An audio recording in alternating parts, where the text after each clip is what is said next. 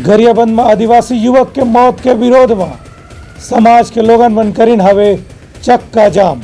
गरियाबंद में आदिवासी समाज के नाराज लोगन मन आज गांव फिर राष्ट्रीय राजमार्ग में चक्का जाम करीन और विरोध में रैली निकालीन। ये आदिवासी मन के मांग है कि जो आदिवासी समाज के एक व्यक्ति ला 5 दिन में वन विभाग ढाल गिरफ्तार करे गे रही से ओखर मेकाहारा रायपुर के अस्पताल में इलाज के दौरान मौत हो गई।